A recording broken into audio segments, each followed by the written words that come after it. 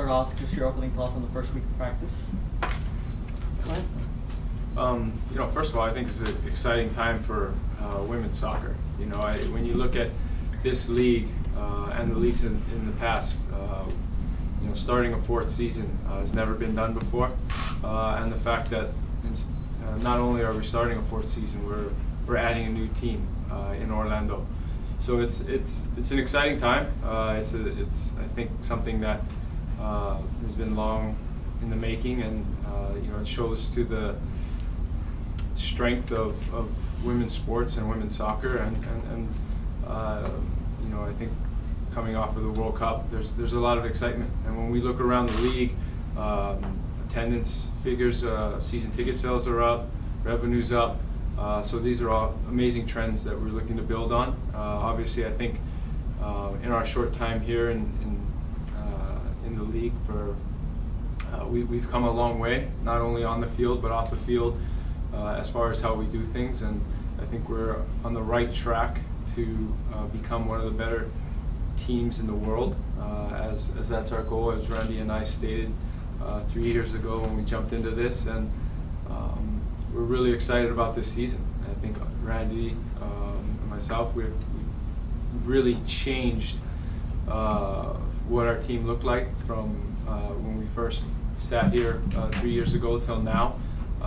And we really feel we're at the point where we have a solid core group of players now. I think when you look at the past 2 seasons, we've changed 10 players, but now I think we're at a point where as we move forward, we're not going to have to change as many players to compete in this league. And I think we came in 5th place. We did an extremely good job with that on building on our first year. But I think this year, as you guys heard Carly say earlier, the goal is to make the playoffs. And I think we've built a great team, and we have a great opportunity to make that happen.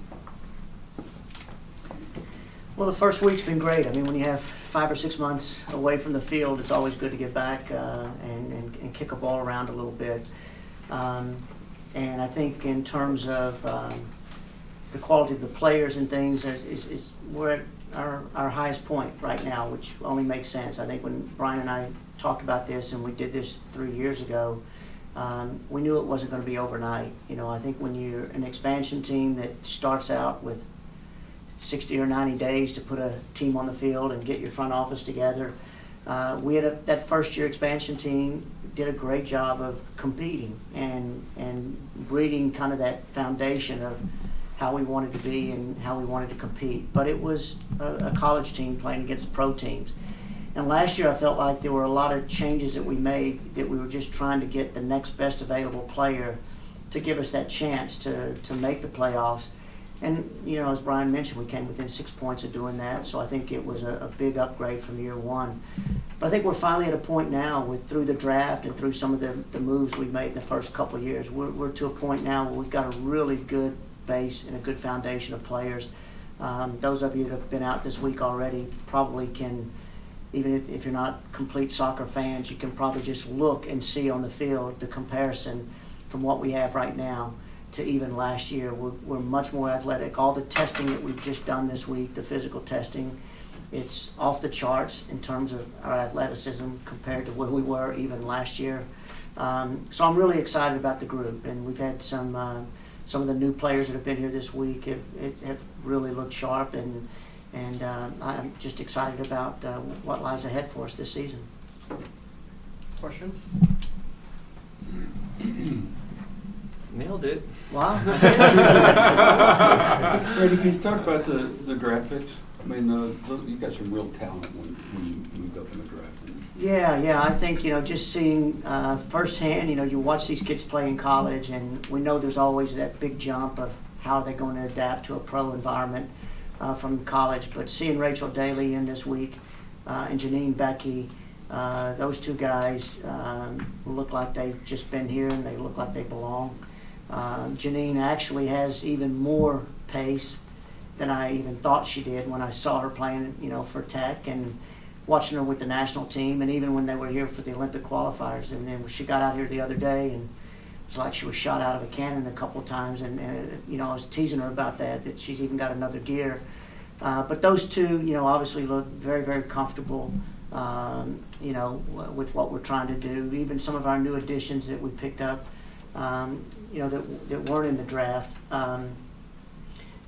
Amber Brooks is going to be a big addition to us. One thing I think we've lacked in midfield is a true ball-winning midfield player that can bring a little bit of, for lack of a better word, it can bring a little bite, a little toughness to our midfield.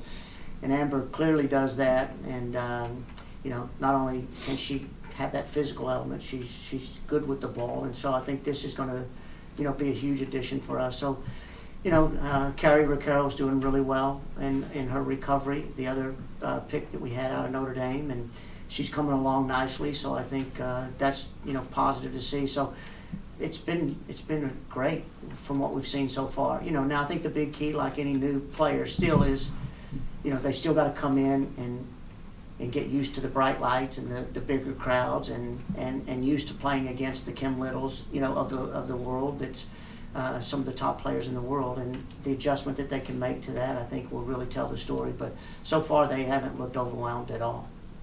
Coach, what's it like getting the full squad back? I mean, you've been practicing, get reinforcements like Carly and Morgan back. Yeah, you know what? It's great. I don't know, honestly, since I've been here, we've ever had a full squad here. And I don't know if we're going to have a full squad here because, at the beginning, we thought we were going to have everybody here pretty much through all of preseason. And now as it's moved forward, we're finding out that we've really got, the U.S. players, laid in this week, and they'll be here next week, and then they're gone again. So we won't have them the rest of preseason. The Canadians are going to be leaving late in March, early April for a couple of games away as well. So we're still in that process of players in and out, but it's such a big difference when they're here. I think it's just, obviously you're adding world-class players, to your practices, which just elevates everybody. But the fact that, we're fortunate here in Houston to, I don't know that the general public really realizes it often enough that you've got those kind of players right here in our hometown, and they need to get out and see them as often as they can. So we'll have a little bit more this year than we had last year because of the World Cup, but they're still going to be missing some. And that's where I think what Brian was saying about the way we built the team is that depth this year is going to be much better than it was when we lost them last year. So it's an exciting time. Randy, last year was sort of a more experienced team age-wise. This year has gone younger, more talent. But in that process, you've also lost a lot of the key leaders of the team. So from that standpoint of bringing that maturity and that leadership this year, where do you see that coming from? How do you see that developing? Yeah, that's a great question. I think we did. We lost, some great leadership out of Ella and Aaron in particular, that left. Nikki Cross was really a good leader on the field as well. We knew, though, we knew right from the beginning those players were up front with us, how they wanted to end their careers since they were on the tail end of their careers. I think Brian and I both were in agreement that they wanted to finish their career in Europe, and we wanted to allow them that opportunity because they've done so much for us over the first 2 years. But we do lose that leadership quality. Now I think we've got a player like Carly Lloyd that still has that leadership ability, and she leads a little bit more by her example than she's not the locker room rah-rah, player, whereas Ella was a little bit more of that for us. But I think she's obviously got the experience and those qualities to lead while she's here. Our problem's going to be we're not going to have her all the time. So we've got to somewhere within the team develop some of that leadership. And I think if we can get that piece right, that's going to be something that we're going to have to work on, not only on the field but off the field to help develop some leaders. But I think you've got players like Bianca Henniger that's got those qualities. I think, Kalia may be able to, to develop those qualities. Henderson may be able to. I think we still have Amber Brooks was my captain for me when I coached the U.S. U23 national team. So she certainly has those qualities, and I think once she learns her way around the team and feels comfortable that she is a part of the team, I think she's one that could rise to the occasion. So I do think we've got some players in there that have those qualities. Now we're going to have to just ask them to step up and take those, those responsibilities on. The one good thing that I think that will allow us to help develop that, though, a little bit is I do think the one thing Brian and I have been real consistent on, and that I hope you guys as the media have seen by the way they interact with you, is we've really paid attention to trying to bring in character people. And, you know, we've passed on some players that on paper would be great for us, but they're not the kind of, you know, people we want in the program long term. They're not the quality of the individual. So I think that's the one thing that gives us a chance, because we know the team chemistry will be good. Now we've just got to get some emerging, you know, leadership out of that group.